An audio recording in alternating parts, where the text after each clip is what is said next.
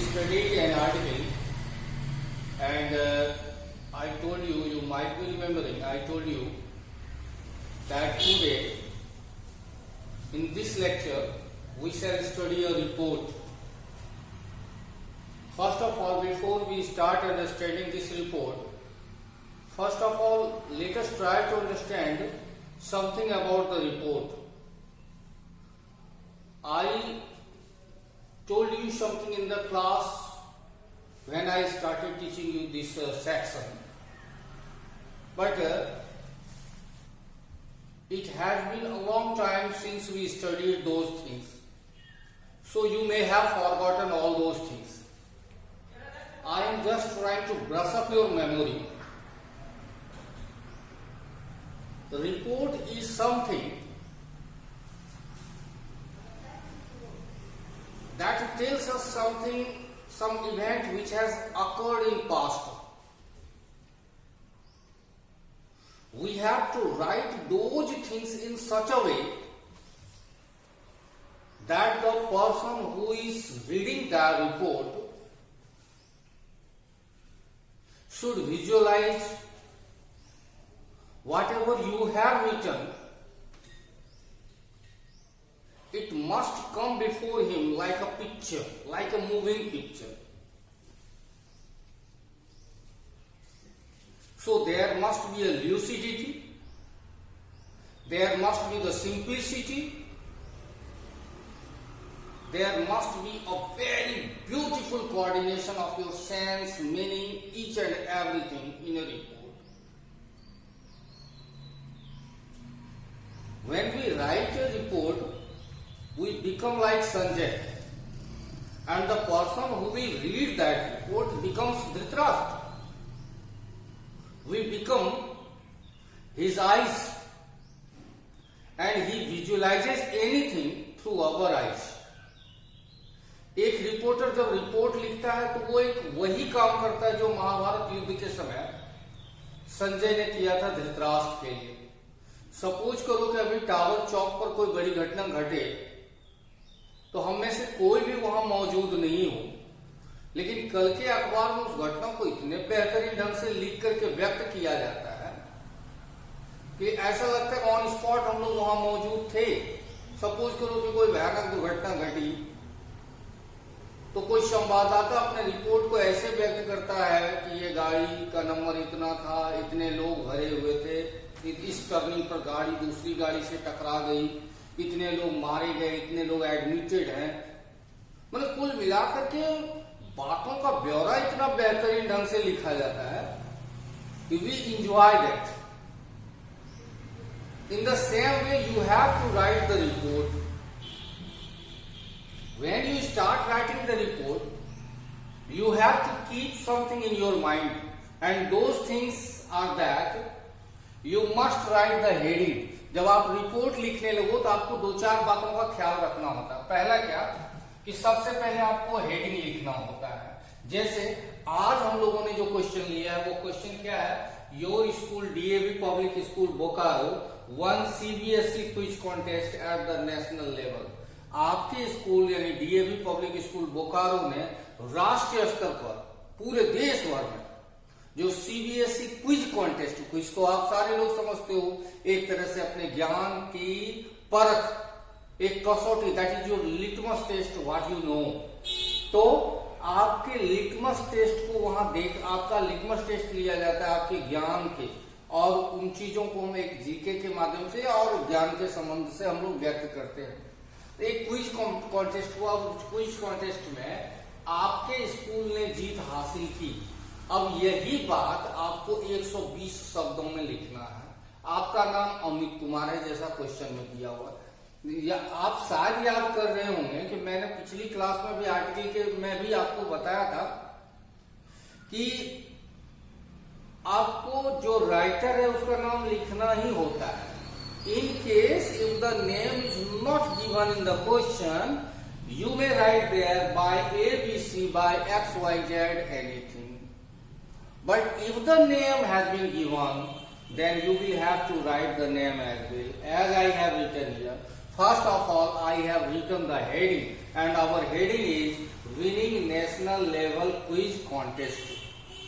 राष्ट्रीय स्तर के क्विज कॉन्टेस्ट की जीत किसके द्वारा लिखी गई? अमित कुमार के। In the left side you have to write the date in the format in which I have written. उसी रूप में आपको डेट लिखना जैसे मैंने लिखा है।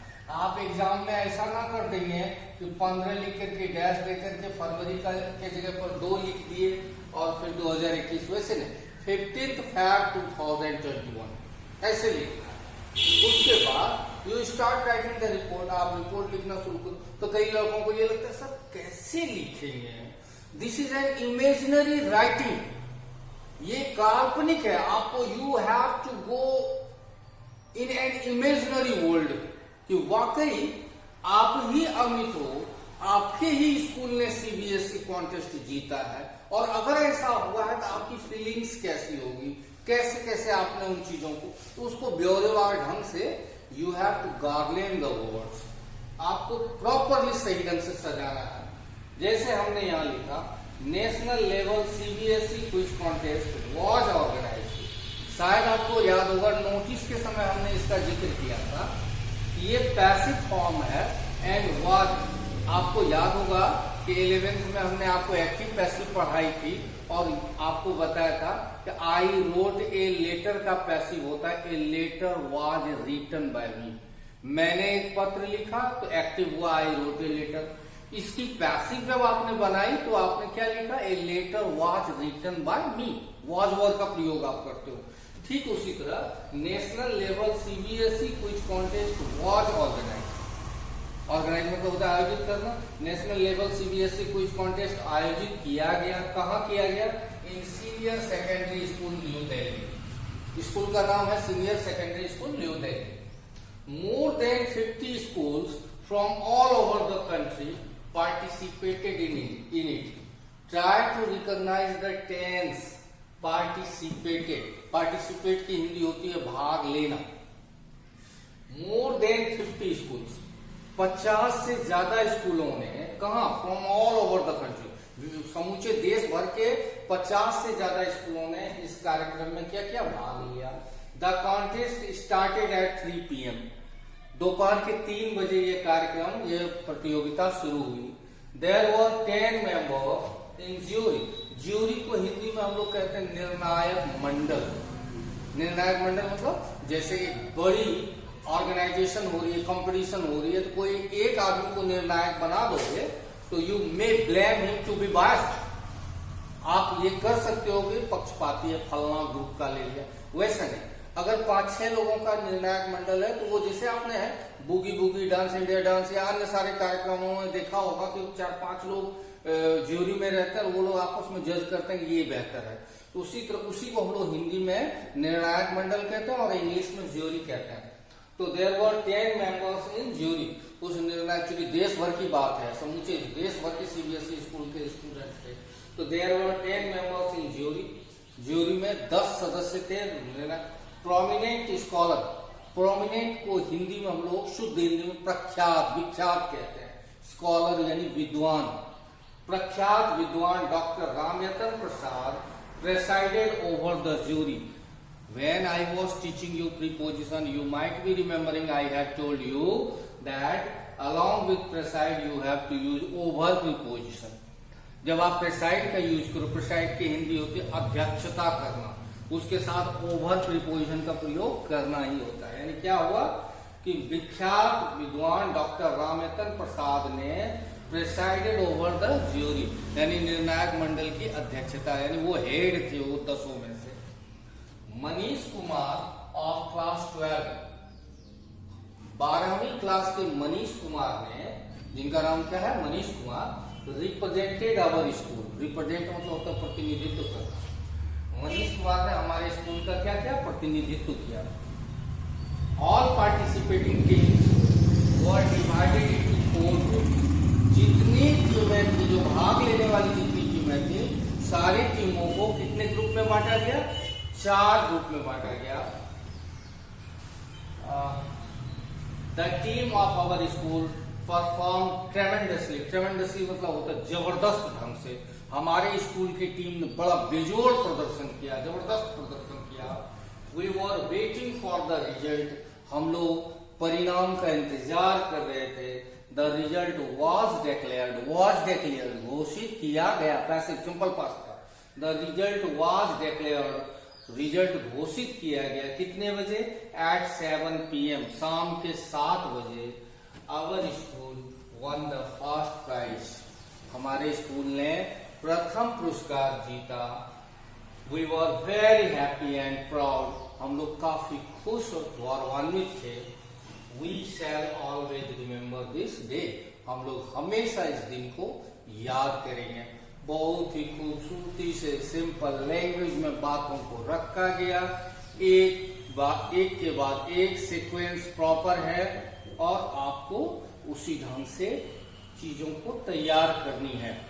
ठीक, नॉर्मली ये सब चीजें आ जाती है एग्जामिनेशन में, लेकिन आप उसको अपने से लिखने की कोशिश करोगे तो एक एफिशिएंसी पैदा होगी कि हाँ, इन केस इमरजेंसी ऐसी हो जाए कि सर ने जो बातें पढ़ाई वो ना आया एग्जामिनेशन में, तो you should be efficient enough to write those things in your home वे।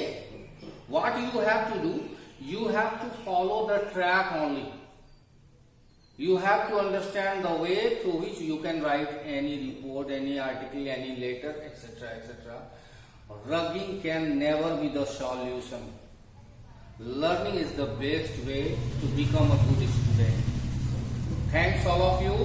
आप इसको अच्छे से पढ़ेंगे, समझेंगे, कोशिश करेंगे थोड़ा सा मॉडिफाई करने की, अपने ढंग से भी उसको लिखने की, और ज्यादा अच्छा हो जाए कि अगर इंग्लिश में मैंने लिखा और इसका आप हिंदी रूपांतरण पहले करो, ताकि ये आपको समझ में आए कि मैंने अच्छी तरह से इन बातों को समझ लिया।